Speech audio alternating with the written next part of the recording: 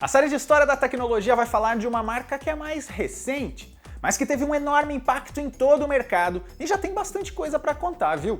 É a PayPal, que eu vou provar para você que é uma das grandes categorias de base do mundo dos negócios.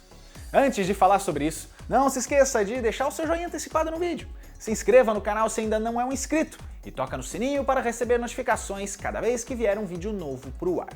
Beleza? Então vamos lá para a história da PayPal. Começamos a história em 1998, lá no Vale do Silício, região que fica na Califórnia e foi o berço de muitas empresas importantíssimas da informática, décadas antes, tipo Apple, Intel e HP. O Vale continua bombando, com sedes e fábricas ainda por lá, mas agora abriga também startups e empresas de capital de risco, com investidores cada vez mais ousados. Foi na cidade de Palo Alto, em dezembro, que os jovens empresários Max Levchin, Luke Nosek, Ken Howery e Peter Thiel fundam a Confinity. Os dois primeiros eram programadores. O Ken era formado em economia, enquanto o Peter se formou em direito e já mostrava faro de investidor e também de palestrante. Eles já tinham começado um empreendimento juntos, o FieldLink, que lidaria com criptografia de arquivos, dados e até dinheiro. Mas foi um desses itens aí que foi adiante. A ideia era criar um serviço de transferência de forma segura e por meios digitais, um negócio que até existia na época, mas só em caráter de teste, ou por meios mais complicados de se fazer.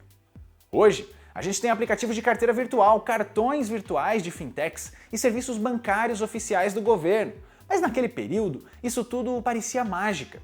Para transferências rápidas, você pagava com dinheiro vivo e cheque ou no cartão de crédito, mas nem as maquininhas, que hoje são tão populares, tinham tanta variedade assim. Um mês depois, em janeiro de 99, acontece outra fundação em paralelo, a da empresa X.com, outra marca com o desejo de ser um banco digital, rapidinho permitindo transferências nos Estados Unidos.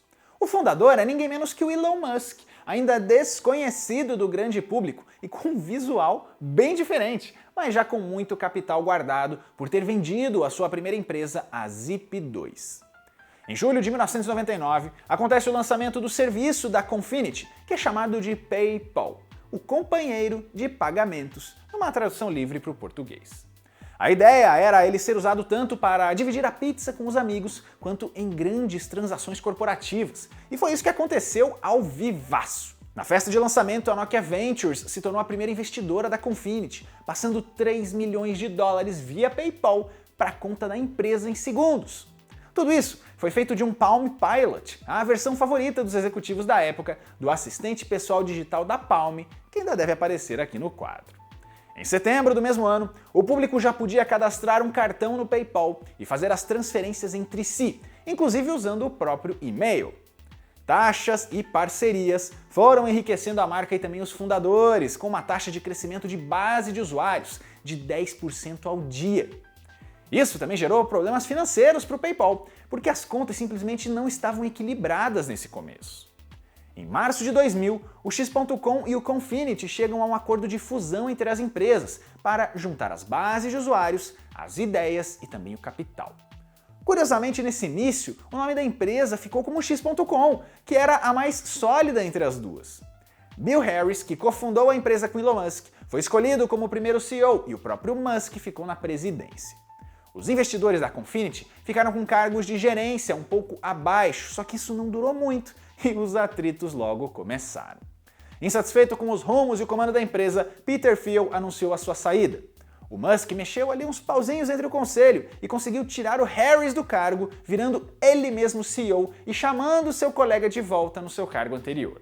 Em outra reviravolta, meses depois, o conselho força o Musk a sair e coloca o Peter como chefe executivo interino. Essa dança das cadeiras finalmente se estabilizou por um tempo. Nesse período, o sistema de pagamentos estava bombando, principalmente em sites de leilão online, onde ele foi integrado, depois que a marca percebeu que vendedores e compradores já faziam as suas transações usando o seu serviço, mas por fora das páginas.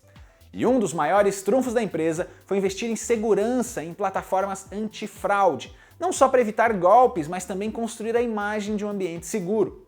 O Levchin, o cofundador, foi o grande nome dessas operações que envolviam desde um uso pioneiro de CAPTCHAs, que são aqueles caracteres meio difíceis de ler, sabe? Ao Igor, que é um algoritmo que verificava cada transação em busca de padrões que denunciavam possíveis golpes. O nome é meio russo e é de propósito. O país era a fonte das principais tentativas de esquemas criminosos contra o PayPal.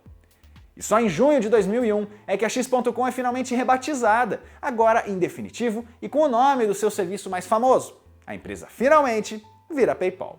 E 2002 é um ano bastante movimentado para a empresa. Em fevereiro, ela faz a oferta pública de ações na Nasdaq e foi um sucesso, num momento ainda meio complicado, com o mercado desconfiado, um pouquinho depois da bolha da internet, que a gente já tratou aqui num episódio. Ela também começa a responder aos primeiros processos, que vão desde bloqueio de contas de usuários ao uso como meio de pagamentos em fraudes. Em outubro de 2002 vem uma bomba. O PayPal é comprado pelo gigante do comércio eletrônico eBay por $1,5 bilhão. Esse é um caso bem curioso de marcas que uma cresceu em mais velocidade e intensidade que a outra. No caso, a comprada cresceu mais que a empresa mãe. O eBay até tentou lançar uma plataforma própria, a Bullpoint, mas ela não chegou perto de arranhar o PayPal, e isso acelerou e aumentou o valor da negociação. Tem muita gente que criticou essa venda, dizendo que o PayPal se vendeu cedo demais. Já outros elogiam a ação porque o mercado era mesmo imprevisível no pós-bolha. Boa parte da equipe original acabou saindo aos poucos nos anos seguintes, e a gente já vai falar um pouquinho melhor sobre isso, mas a empresa em si não parou de crescer sobre a nova dona. Com o financiamento do eBay, o PayPal começa a absorver empresas menores nos anos seguintes, como a VeriSign, de soluções de pagamentos, a Fraud Sciences, de sistemas antifraude, e a Bill Me Later, de crédito. Os pagamentos mobile só começam em 2006 e 2 anos depois, a marca fecha a primeira década de vida com 150 milhões de usuários. Já em 2009, temos a chegada de perfis para estudantes, que era tipo uma conta universitária, além da abertura do código da plataforma para outras empresas implementarem transações facilmente. Só em 2010, as compras online rápidas e de valores baixos, via ali um botão do PayPal, surgiram, começando em poucos sites como o Facebook. É nesse momento que a marca dispara ainda mais, porque lojas que eram desconhecidas do público ganhavam a confiança do consumidor ao adicionar o PayPal como opção. E é em outubro desse mesmo ano que ele finalmente chega ao Brasil. Antes até dava para usar, mas só com cartões internacionais. Em 2011, o PayPal já rodava 315 milhões de dólares por dia em transferências e não parava. Os pagamentos por terminais de venda em lojas físicas começam em 2011 em testes numa unidade da Home Depot, e o botão de compras rápidas é rebatizado de PayPal Payments. Em 2013, mais compras relevantes, com destaque para a da Braintree por 26 milhões de dólares, levando principalmente a Venmo. Esse nome não significa muito pra gente por aqui, mas ele é gigante lá fora no mobile, operando mais ou menos como o PicPay aqui do Brasil. Aí em 2013 começa uma campanha curiosa. O investidor e ativista Carl Icahn começa uma campanha pedindo a separação entre eBay e PayPal, para dar mais flexibilidade para a empresa de pagamentos. Ele era um dos maiores acionistas do e-commerce e depois de meses pressionando, ele convenceu o conselho e conseguiu o que queria. Em setembro de 2014, o PayPal anunciou a sua independência, deixando o eBay e voltando a negociar ações na bolsa.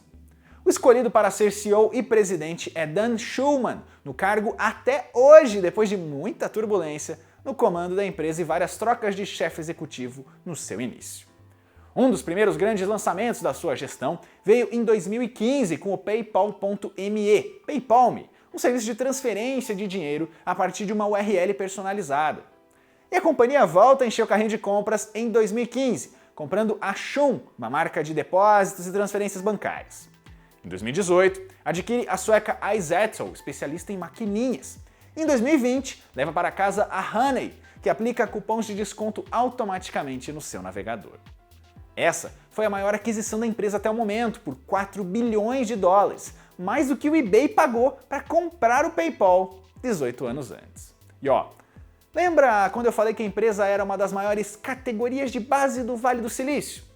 Essa fama é graças à chamada PayPal Mafia, que é o grupo de funcionários dos primórdios da companhia, que começou meio junta lá dentro, cresceu na carreira, ganhou uma ótima verba com a venda para o eBay e foi alçar voos mais altos depois, a maioria com cargos de gerência ou então em fundos de investimento. O sucesso deles deu todo um gás para a indústria de startups, o que teve seus pontos positivos e negativos. Olha só alguns dos nomes mais famosos. O Peter Thiel é um executivo poderoso com a empresa de análise de dados Palantir, sendo um dos primeiros investidores do Facebook e próximo ao governo de Donald Trump. Max Levchin criou um app de organização de fotos em redes sociais, o Slide, e depois da venda foi investir no Yelp. Aliás, os dois cofundadores do Yelp, Jeremy Stoppelman e Russell Simmons, saíram do PayPal. Depois do golpe, o Elon Musk permaneceu como acionista por um tempo e foi para os lados de exploração espacial e carros elétricos com a SpaceX e a Tesla, que já foram tema aqui do canal. O Reid Hoffman fundou o LinkedIn, a rede social do mundo corporativo, e hoje é conselheiro da Microsoft, que comprou a sua plataforma. Yi-Chan Wong também foi para o mundo das redes sociais, trabalhando no Facebook e chefiando por um tempo o Reddit. O trio, Steve Chen, Chad Hurley e Jawed Karim, é meio desconhecido de nome, mas também começou lá. Eles são os criadores do YouTube, vendido para Google um ano depois, e a plataforma de vídeos mais famosa do mundo. Mas voltando para o PayPal. O mercado hoje é mais complicado, mas a reputação construída pela PayPal ao longo dos anos coloca ela em boas condições. Parcerias importantes e presença garantida em redes sociais e lojas e outras plataformas é a grande arma da empresa. E a fama tem vários preços. Ela é hoje muito usada em golpes de phishing, especialmente por e-mail, então fique sempre ligado em mensagens suspeitas se você tem uma conta por lá. E como ela está agora? Bom, no ano da pandemia, o PayPal viu a concorrência crescer bastante, mas a demanda também aumentou muito com lockdowns, isolamento social e compras online subindo. Abril de 2020 foi o melhor mês da empresa desde que ela se tornou pública, e o 1º de maio foi o dia de mais transações na história da marca, superando até a Black Friday dos anos anteriores. Já o terceiro trimestre foi o de maior crescimento da empresa, 25% em receita gerada, em comparação com o mesmo período do ano passado. E a empresa ainda fez uma mudança pouco esperada de liberar transações envolvendo algumas criptomoedas usando o Venmo, com previsão de estreia para 2021. Ou seja, ainda vem muita coisa pela frente. E essa é a história do PayPal, uma empresa que é nova para os padrões do Vale do Silício, mas veterana entre startups dessa nova leva. Se você quiser ver uma empresa, um produto ou um serviço aqui no quadro, é só deixar o seu comentário aqui embaixo. Lembrando que esse é apenas um resumo, é só um recorte e muita coisa pode ter ficado de fora, então vamos conversar aqui embaixo também. As fontes usadas na pesquisa estão listadas aqui na descrição. E não se esqueça de conferir a playlist do quadro, porque aquela história que você tanto quer ver contada já pode estar por aqui. Até a próxima!